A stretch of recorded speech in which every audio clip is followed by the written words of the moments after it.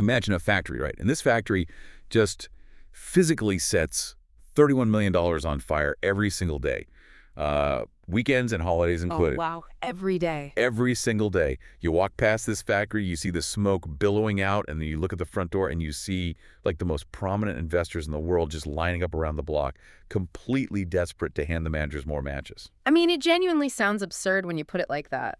But that is the literal mathematical reality of the most closely watched technology race on the planet right now. Exactly. Yeah. Because when you open a chatbot on your phone, or when your company decides to integrate a new AI tool into your daily workflow, you are stepping right into the middle of a battlefield. A very expensive battlefield. Yeah, highly expensive. Today, our mission on this deep dive is to cut through all the marketing hype. We want to look at the brutal financial, competitive, and legal realities facing the giants of the AI industry. Specifically, we're looking at the two titans, right? OpenAI and Anthropic. Right. And we've got a massive stack of sources for this. We're talking internal financial documents, analyst reports like the Ramp AI Index, and even leaked strategy memos. We are looking directly under the hood. And the timing of looking under that hood really couldn't be more critical for you as a listener. Both OpenAI and Anthropic are like barreling toward trillion-dollar initial public offerings in late 2026. Yeah, trillion with a T. But beneath the surface of those staggering valuations, the fundamental economics of artificial intelligence are kind of buckling. And the foundational corporate alliances that built this entire industry are shifting dramatically. Okay, let's unpack this. Because to understand the immense pressure on OpenAI right now, we first have to look at the sheer velocity of money flowing into their accounts and then immediately flowing right back out. Right, the cash burn. Yeah, we got our hands on their Q1 2026 numbers, and the financial realities are just mind-bending. They really are. Like, to put this in perspective, OpenAI's Q1 2026 revenue tripled year over year. They hit $5.7 billion in a single quarter. Which is insane. It is. For almost any other software company in history, that is a massive victory lap. But their cash burn also tripled right alongside it. They burned through $3.7 billion in just 3 months. That is where I got that $41 million a day figure from. Right, right. It's like trying to fill a bathtub with the drain wide open, but the water tower you're connected to is just massive. That is actually a perfect way to look at it, and the drain is wider than most people realize, because if you look at the financial documents, they are operating with a non-GAAP margin of negative 122%. Wait, before we move past that, let's clarify that for anyone who isn't spending their mornings reading accounting ledgers, what does that negative 122% non-GAAP margin actually mean for their daily survival? Sure. So essentially, non-GAAP margins strip out one-time accounting events or like stock-based compensation. It shows you the brutal baseline of what it costs to simply operate the business.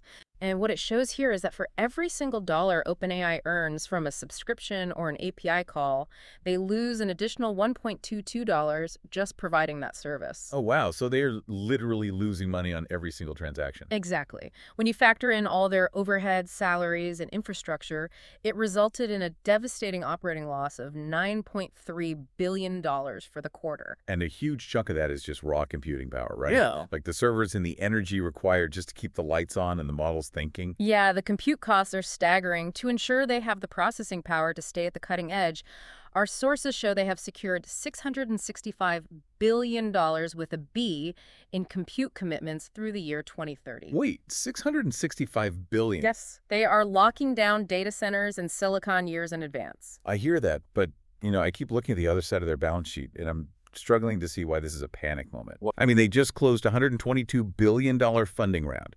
That gives them a $73 billion cash war chest just sitting in the bank. So why does it matter if they're burning $3 billion a quarter? Can't they just afford to outspend the problem until they achieve total market dominance? What's fascinating here is that the burn rate itself isn't the primary issue. Really? Yeah. I mean, in Silicon Valley, burning cash to capture a market is standard practice, right? The problem is the context around that burn. The strategy of, outspending the problem only works if you are actively capturing the market and bringing in new users faster than your competitors. Right, which makes sense. But our sources indicate that OpenAI's overall user growth has stalled. So the bathtub is leaking and the faucet is slowing down. Precisely. They are really struggling to convert free ChatGPT users into paid subscribers. Consumers are perfectly happy using the free version, but getting them to hand over 20 or 30 bucks a month, that's a massive hurdle. Yeah, I mean, I know a lot of people who just use the free version. Exactly. And the pressure is so high that leaked memos suggest they are actively considering cutting prices just to maintain their market share against competitors. Wow. And when you are already operating at a negative 122% margin, cutting prices to chase growth makes the underlying economics incredibly precarious. Which means they can't rely on everyday consumers to bail them out. The math just doesn't work. So if consumer growth is stalling and they are bleeding cash, where are the whales? Like, where are the high-margin enterprise users, the Fortune 500 businesses that actually pay the big bills going? Right, the enterprise money. Because companies are spending billions on AI right now. They aren't just disappearing. No, they aren't disappearing at all. They are migrating. And the data shows they are quietly migrating straight to Anthropic. We really need to dig into the Ramp AI Index from our stack of sources because it outlines a massive structural shift in the industry. For the first time ever, in April 2026, Anthropic actually passed OpenAI in business adoption. Which is a huge milestone. It really is. They captured 34.4% of businesses compared to OpenAI's 32.3%. And in business, trajectory is everything. Over the last 12 months, Anthropic quadrupled its business adoption. Quadrupled. Yeah. And in that exact same window, OpenAI grew its business adoption by only 0.3%. Wow, that is completely flat. Basically flat.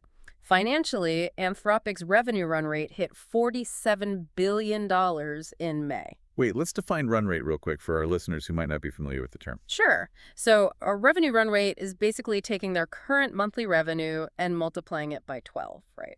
Projecting what they would make over a full year if that pace held steady. Got it. So just 14 months prior, Anthropic's run rate was at $4 billion. Now it's at a $47 billion pace. Meanwhile, OpenAI is sitting at a $30 billion run rate. So we have to ask why, right? Why is the corporate world suddenly shifting allegiance? And the driving force behind this entire coup is one specific product, Claude Code. Yep, Claude Code. It's Anthropic's terminal-based AI coding tool. According to the index, Claude Code now holds a staggering 54% of the enterprise AI coding market, completely dwarfing OpenAI's 21%. It's not even close. And here's the kicker. Software coding accounts for 51% of all enterprise AI spending globally.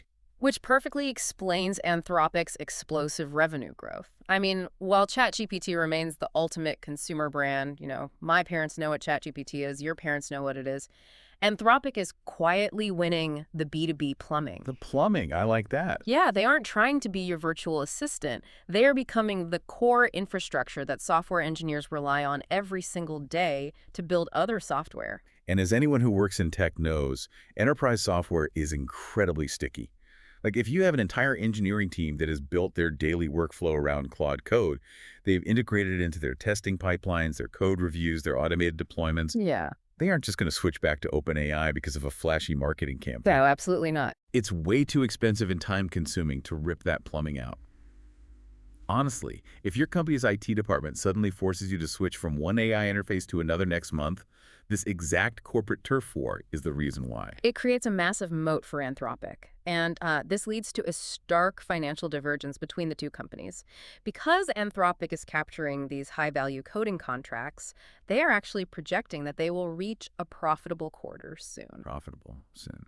Yeah. OpenAI, on the other hand, is staring down a projected $14 billion loss for 2026, with internal forecasts showing absolutely no profitability until 2029. Though, it is worth noting, just to be completely fair to the data we are analyzing, Anthropic is not magically immune to the laws of physics. They have their own headwinds. For sure. The Rampedonomics lab pointed out that Anthropic's pricing incentives are somewhat misaligned with their customers. Because they charge per token, basically per word or piece of data process, they are financially incentivized to push users toward their largest, most expensive models, even for simple tasks. Right, which gets expensive fast. Exactly. Plus, a recent update effectively tripled the token costs for any prompts that include images. So, enterprise customers are definitely feeling a pinch, and there is some grumbling there. It's a very crucial nuance, yeah. Both of these companies are navigating incredibly difficult unit economics. I mean, no one has totally solved how to make this technology cheap. But right now, Based on adoption rates, Anthropic has the undeniable momentum in the enterprise sector. Okay, before we dive into how OpenAI is reacting to this, because their response has literally reshaped the cloud computing landscape, a quick reminder to you, our listener. If you are enjoying this deep dive into the business mechanics behind the AI revolution, make sure to hit subscribe on whatever app you're using right now. And share this deep dive with a colleague or a friend who loves navigating tech industry strategy. You definitely want them to hear what we are about to cover next. Because Anthropic cornering the enterprise market meant OpenAI's survival suddenly depended on reaching new businesses and reaching them fast, and their existing exclusive marriage to Microsoft was effectively trapping them. Right. They desperately needed scale. They needed to be able to sell their AI to a bank or a hospital, regardless of what cloud provider that hospital actually uses. And that need for scale forced OpenAI to rewrite their foundational alliance. Yeah, for 6 years, the Microsoft OpenAI deal was arguably the most consequential commercial arrangement in the history of software. I mean, Microsoft poured billions into OpenAI, and in exchange, Microsoft had exclusive rights to distribute OpenAI's models through its Azure cloud platform. Meaning, if you wanted OpenAI for your business, you had to go through Microsoft. Exactly. But on April 27, 2026, that 6-year exclusive deal was ripped up. Ripped up and completely rewritten. The catalyst was OpenAI striking a massive new $50 billion deal with Amazon, making AWS the exclusive third-party distributor for OpenAI's Frontier Enterprise platform. Which is huge. It is. Amazon has the massive enterprise client base that OpenAI desperately needs to win back from Anthropic. But obviously, signing with Amazon completely violated the old Microsoft exclusivity terms. So they spent months locked in a room with corporate lawyers, and the April rewrite changes the entire industry. How so? Well, OpenAI can now sell its products on AWS and Google Cloud. Microsoft stops paying a revenue share on OpenAI products resold through Azure. And the 20% revenue cut that OpenAI previously owed to Microsoft, that is now legally capped. And perhaps the most philosophically interesting change in this new contract, they completely eliminated the AGI trigger. Oh, we have to talk about this. I love this detail. Under the old deal, Microsoft's license to use OpenAI's technology automatically ended the exact moment OpenAI achieved artificial general intelligence. Right, a system that can outthink a human at almost any task. Yeah. It's like signing a prenup that voids the entire marriage the moment one of you wins the lottery. That is exactly what it is, except no one can agree on what a winning lottery ticket even looks like in this scenario. Right. Who defines AGI? Exactly. It created this bizarre dynamic where OpenAI had a massive financial incentive to delay declaring they had achieved AGI, while Microsoft had an incentive to dispute it if they ever did. It was a legal nightmare waiting to happen. Now, that trigger is entirely gone. It's been replaced with a fixed calendar expiration date of 2032. So, what does this all mean? Looking at all these changes, it looks like a massive concession from Microsoft. Did Microsoft just lose the AI war, or is there a hidden victory here for them? If we connect this to the bigger picture, Microsoft actually won the long game here by giving up exclusivity. Really? How so? Yes. So they are no longer the sole gatekeeper to OpenAI's tech, but they retain their 27% equity stake in OpenAI, which is currently valued at roughly $135 billion. That's a nice consolation prize. Yeah, not bad, right? Plus, they shed a revenue-sharing obligation they frankly didn't want to pay anymore. And crucially, they diffused a massive amount of building antitrust pressure. Regulators in the US and Europe were circling that exclusivity agreement like sharks. Ah, that makes sense. Right. By giving it up, Microsoft gets a cleaner financial story, protects a $135 billion investment, and lets Amazon and Google take on some of the brutal infrastructure burden of hosting these models. Which means OpenAI finally gets the multi-cloud distribution it needs to fight Anthropic on all fronts. But launching on Amazon and Google while still burning $3.7 billion a quarter requires unprecedented amounts of capital.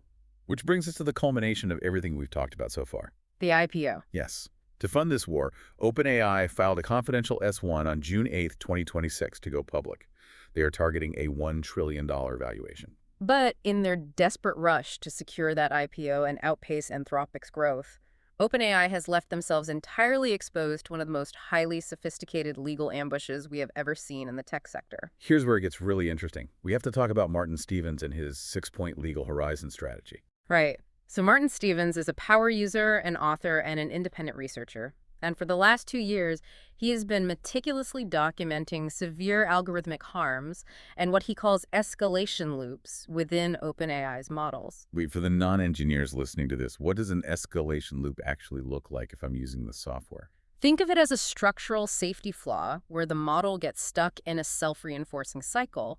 So instead of correcting a mistake or stopping a harmful output, the algorithm feeds on its own generated text to produce increasingly severe, derailed, or dangerous responses, locking into a pattern it just can't break out of. Oh, wow. That sounds bad. It is. And Stevens didn't just theorize this. He conducted a clean environment reproducibility test in May 2026, mathematically proving that these severe safety flaws are still structurally active in the enterprise system today. And he tried to warn them.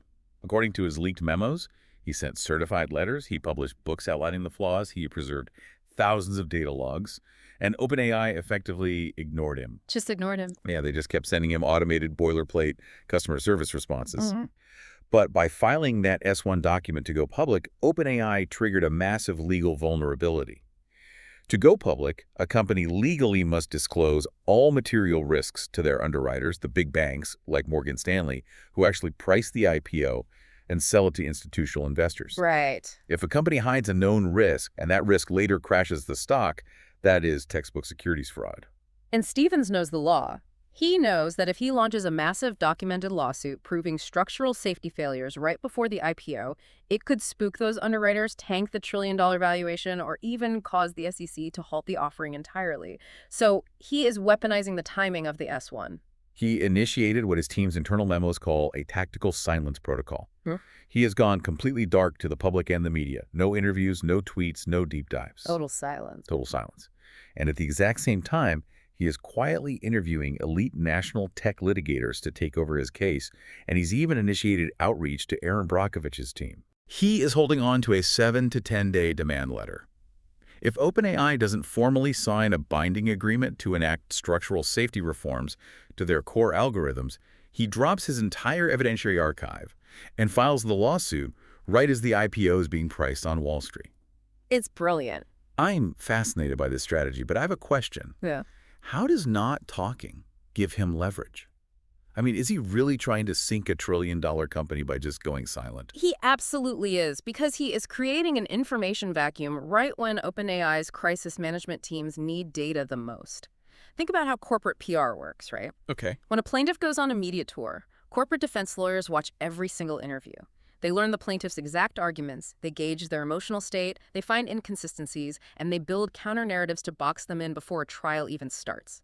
By starving the media and refusing to speak, Stevens completely denies OpenAI the ability to predict his moves. Oh, that makes total sense. They have no idea what specific angle he's going to hit them with, what documents he has, or, which national news anchor he's going to be sitting across from when he finally breaks his silence.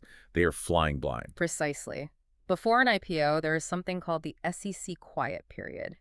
It's a legally mandated window where a company's executives cannot make public statements to hype the stock or introduce new information. Stevens is weaponizing that exact quiet period with his own tactical silence. Wow. Yeah.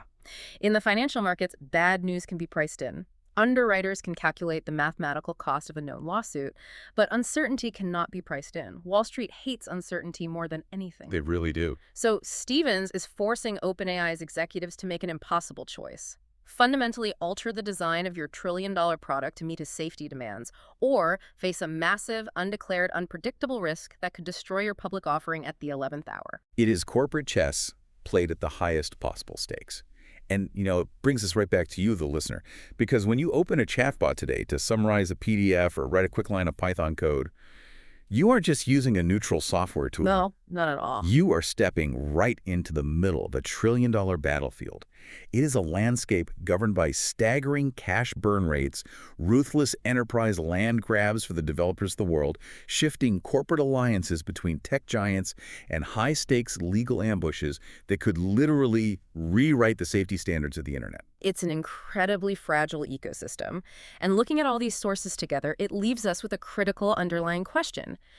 If frontier AI models require tens of billions of dollars a year, $41 million a day, just to maintain their baseline intelligence and run their server infrastructure, at what point does the fundamental business model of artificial intelligence simply become too expensive for the global economy to sustain? That is a heavy thought to chew on the next time you ask an AI to write an email for you.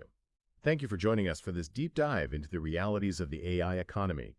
Be sure to check out the show notes for links to the financial documents, the RAMP AI Index, and the memos we discussed today. And please rate and review the show on your favorite platform. It really helps us out. Until next time, keep your eye on the water tower because right now, that bathtub drain is wide open and the water is rushing out faster than ever.